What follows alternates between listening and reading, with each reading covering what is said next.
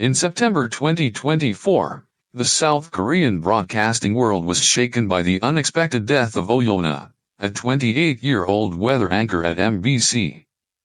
At first, her passing seemed to be just another sad story, an event marked by shock and confusion.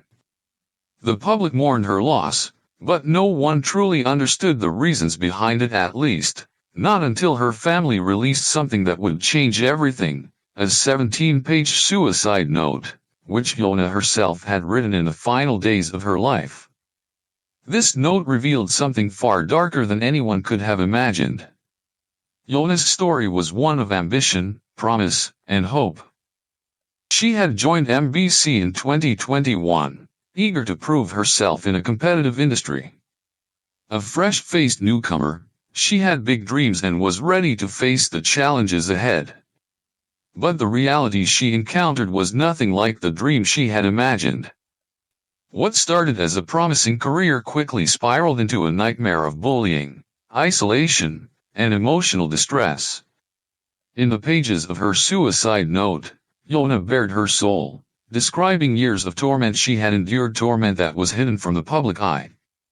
The note revealed the pain she had silently endured, the pressure she had suffered in a workplace that should have supported her but instead became a source of constant fear. Her colleagues, people she had looked up to, turned into figures of cruelty. They mocked her in private, belittled her in front of others, and isolated her to the point of despair.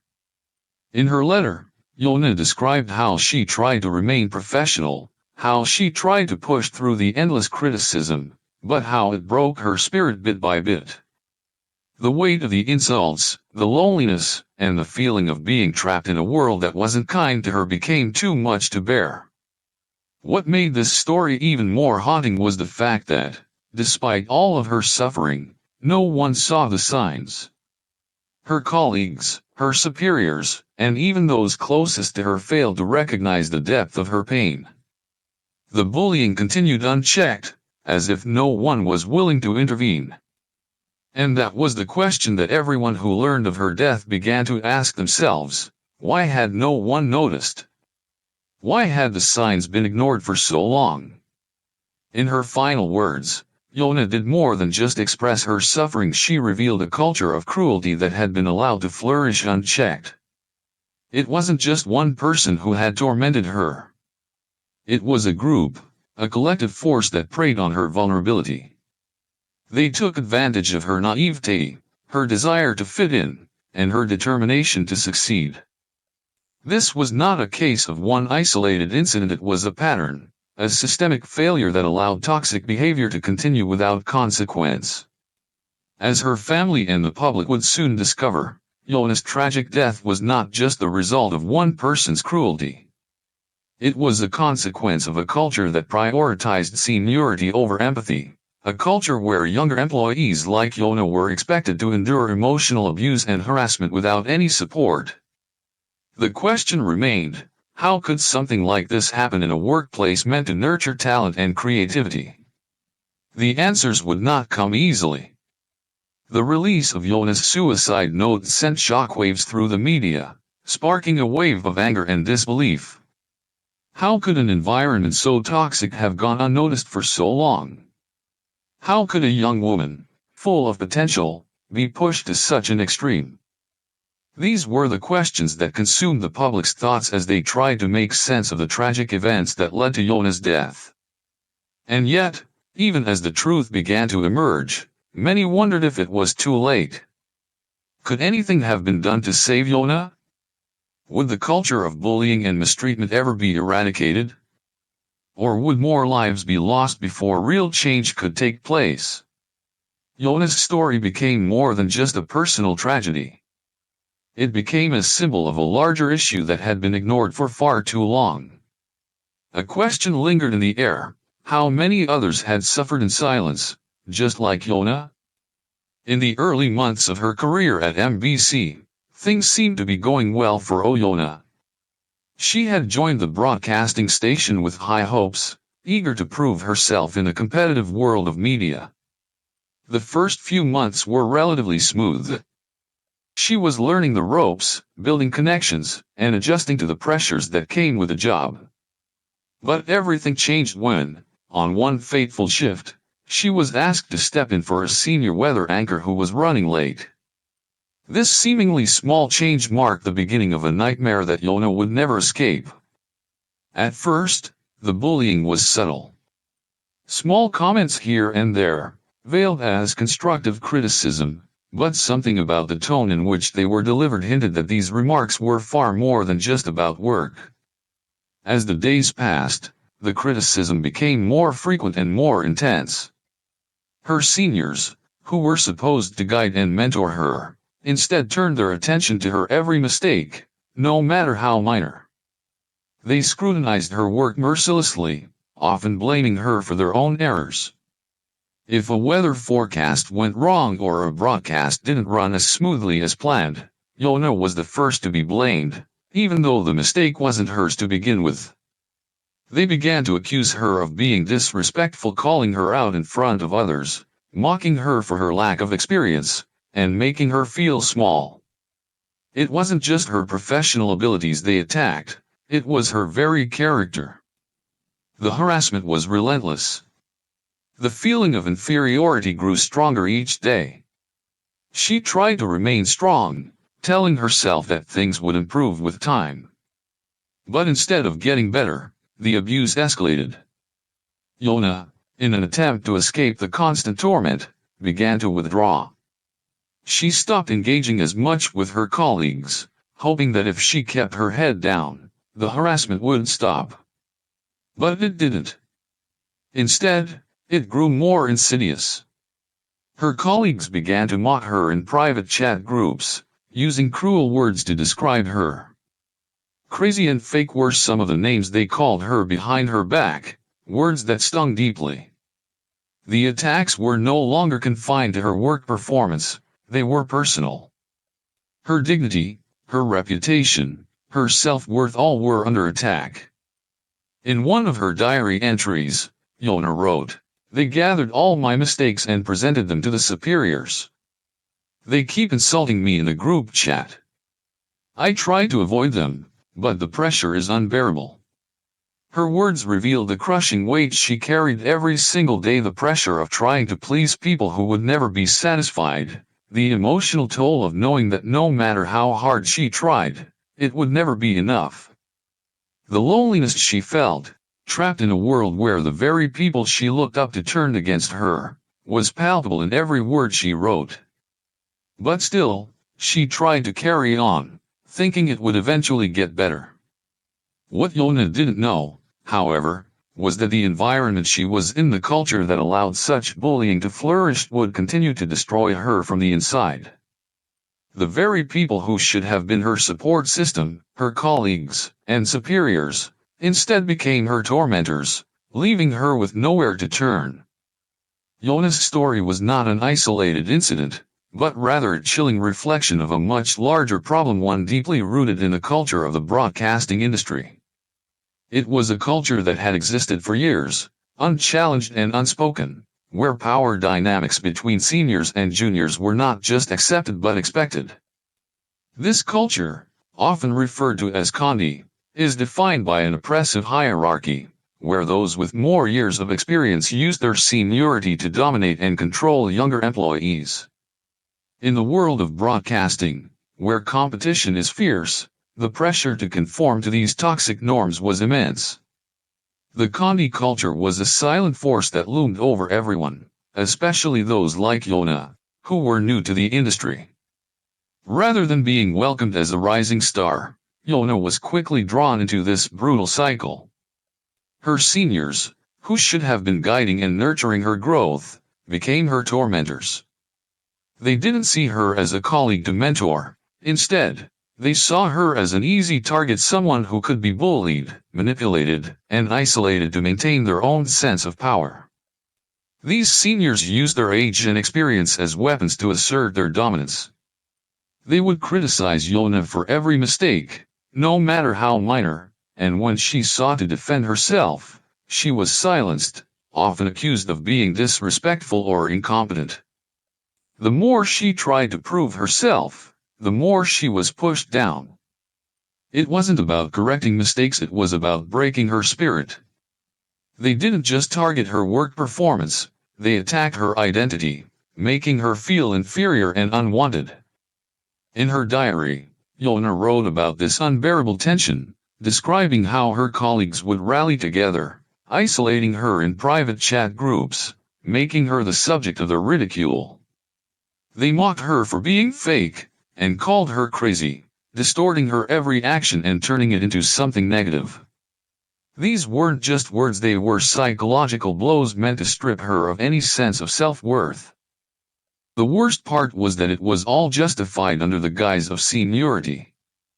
A former colleague, who later came forward, revealed just how common this culture of bullying was in the industry. It's not just Yoanna. It's something that happens to a lot of young employees in this field. It's a brutal reality that no one talks about. We're taught to take it, to endure the pressure, to just accept it as part of the job, the colleague said.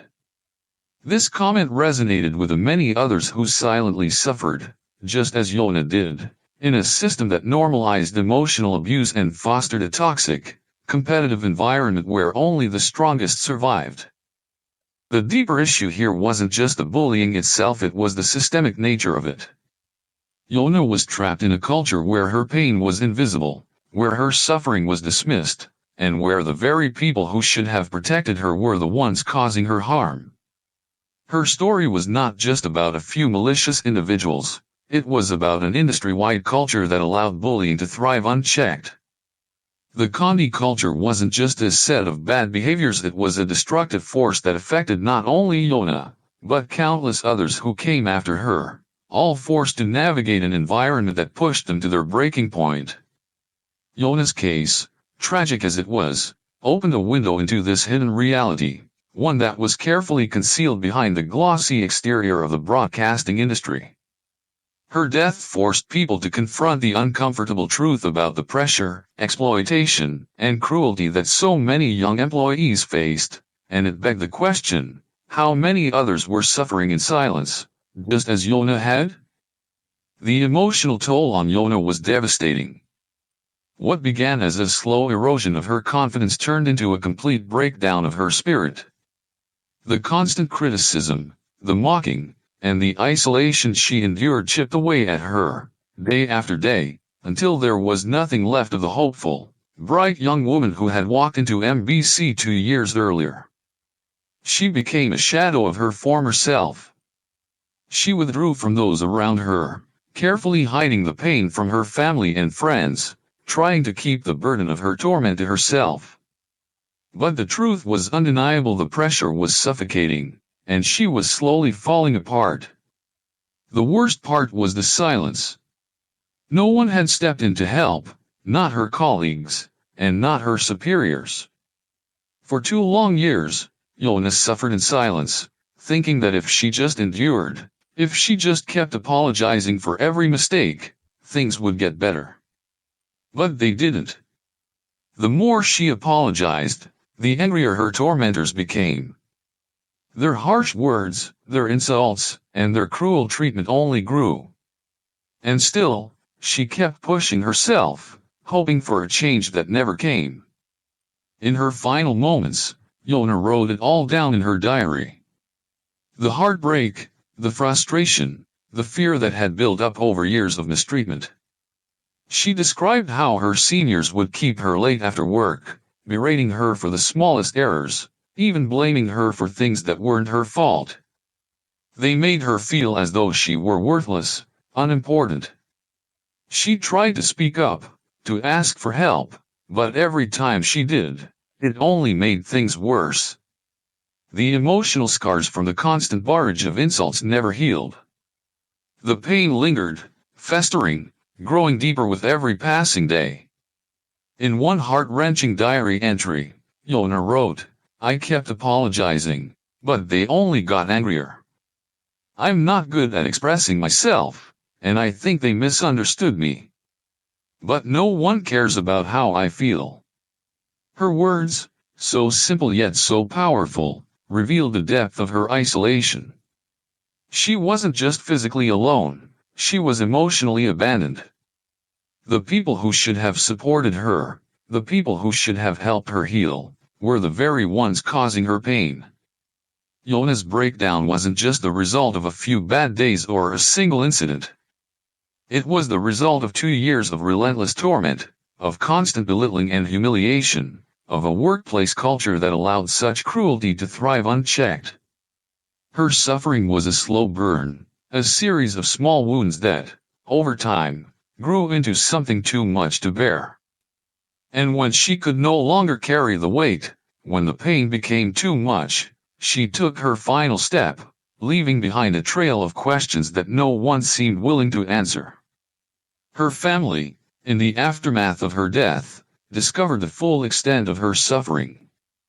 They read her diary, they saw the desperation in her words, and they realized just how deeply she had been affected.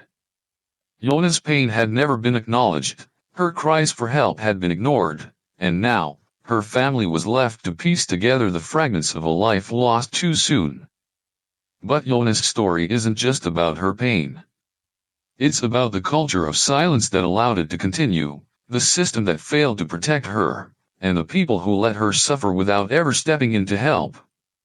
It's about the emotional scars left behind when no one listens, when no one cares. Yoanna's breakdown wasn't just a personal tragedy, it was a warning. A warning that we must listen, that we must pay attention, and that we must never allow anyone to suffer in silence again. After Yoanna's death, her family was left to piece together the tragic reality of what had happened. The discovery of her diary, the text messages, and the chilling recordings sent a wave of shock and heartbreak through those who loved her. Yoanna's words, written in the pages of her diary, were a stark revelation of the torment she had silently endured for years. The recordings revealed the depths of the cruelty she faced at the hands of her colleagues, mocking, belittling, and taunting her in private conversations. It was as if the world she had been a part of had been a facade, one that concealed the torment she was suffering behind the scenes. Furious and heartbroken, her family made the difficult decision to seek justice. They filed a lawsuit against those responsible for the bullying that had driven their daughter to the edge. It wasn't just about seeking justice for Yoanna, it was about holding accountable the people who had abused their power, the system that allowed this to happen, and the culture of silence that had let it all go unnoticed for so long. Yoanna had been failed by the very system that should have protected her. Her family's lawsuit was a cry for justice, not just for Yoanna, but for all those who had been silently enduring the same abuse, the same mistreatment, without anyone to speak up for them. But the battle for justice wasn't going to be easy. MBC, the broadcasting giant that had employed Yoanna, denied any wrongdoing.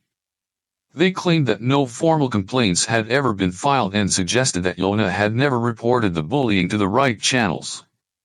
This statement, coming from the very institution that had turned a blind eye to her suffering, was infuriating.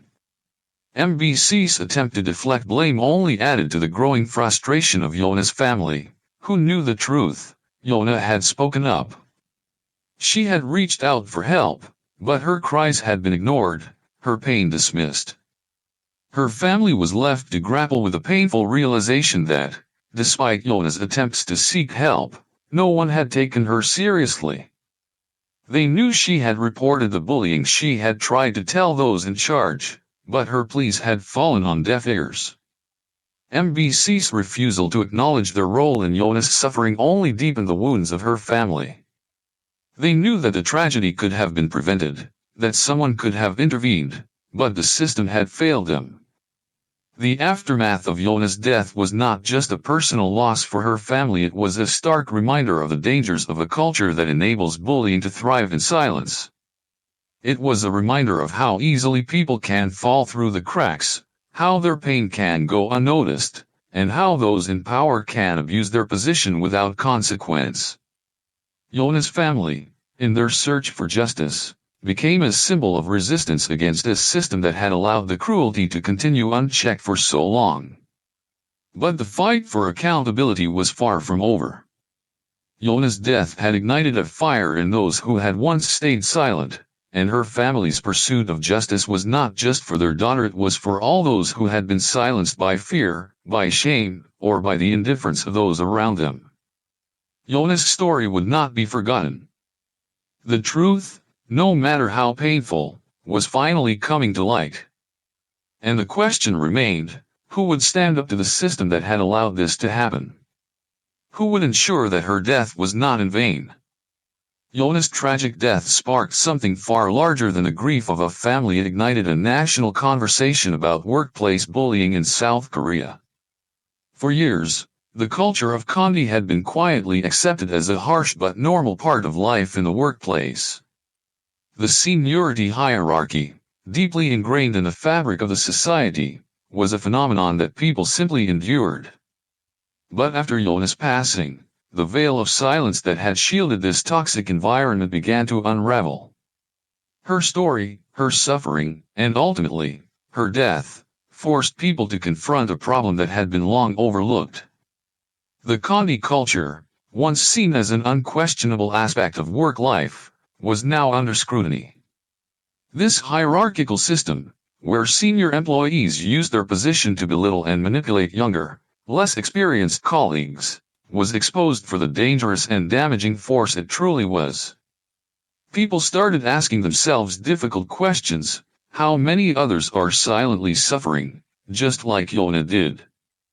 The realization was shocking. Yoanna wasn't the only one. There were countless others who had been pushed to their breaking points, their cries for help unheard, buried under the weight of an unforgiving culture that valued obedience over well-being. Psychologists and social commentators began to speak out, urging a cultural shift. They recognized that what happened to Yoanna wasn't an isolated incident. The toxicity of the cruelty system was not just an issue within MBC, it was pervasive, a systemic problem found across various industries throughout Korea. The media, public figures, and everyday citizens began to demand change, advocating for a world where younger workers no longer had to endure abuse in silence. It became clear that this was not just about one workplace, it was about a cultural norm that had normalized bullying, humiliation, and emotional abuse. The public outcry was deafening. People could no longer turn a blind eye to the suffering of young employees in the workplace. The injustice that Yoanna faced became the face of a much larger movement calling for transparency, for accountability, and for a change in how employees, particularly younger ones, were treated.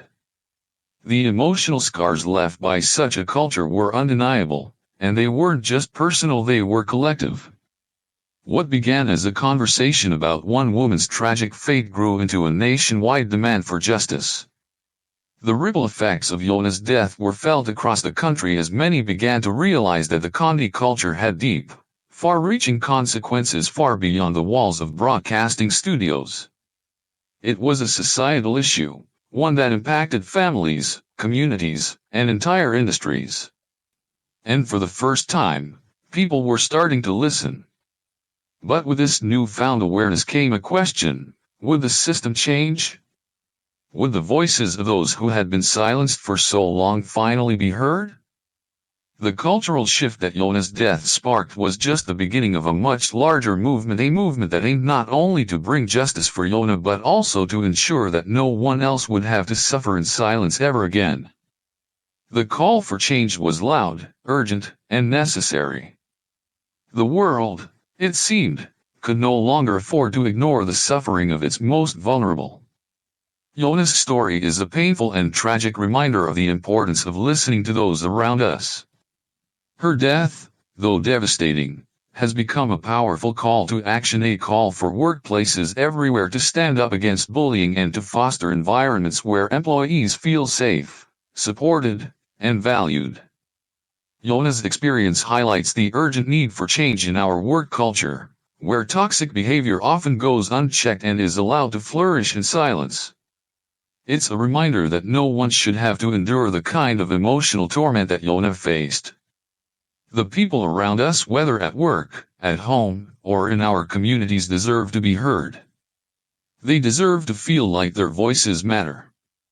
In the end, Yoanna may have left us far too soon, but her story will not be forgotten. Her legacy has become a catalyst for change, a powerful beacon of hope for those who have been silenced by fear, shame, or indifference. Yoanna's death was not just a loss, it was a turning point, an event that sparked a wider conversation about the toxic cultures that exist in our workplaces, our schools, and our society at large. The pain she endured, the strength she showed in sharing her suffering, and the courage her family displayed in seeking justice all serve as reminders of what needs to change. Her story is a wake-up call to all of us, urging us to take action, to stand up for those who cannot speak for themselves, and to create an environment where no one has to suffer in silence. It asks us to reflect on the systems that perpetuate such suffering and to ask ourselves what we can do to make sure this never happens again. The truth, no matter how painful, has to be acknowledged, and only by acknowledging it can we move toward real change. This is a story of betrayal, pain, and courage. It is a story that forces us to face uncomfortable truths, to question the structures that allow such cruelty to persist, and to ask ourselves the hard questions. What are we willing to do to ensure that no one else suffers as Yoanna did? How can we create a world where bullying is no longer tolerated, where people are treated with dignity and respect, and where the silent cries for help are no longer ignored? The fight for justice in Yoanna's name is far from over. It is a fight for accountability, for change, and for a future where no one has to experience the same pain she did. And as her story continues to unfold, it challenges all of us to reflect on our own roles in creating a safer, more compassionate world. What can we do to make sure this never happens again? The answer begins with us.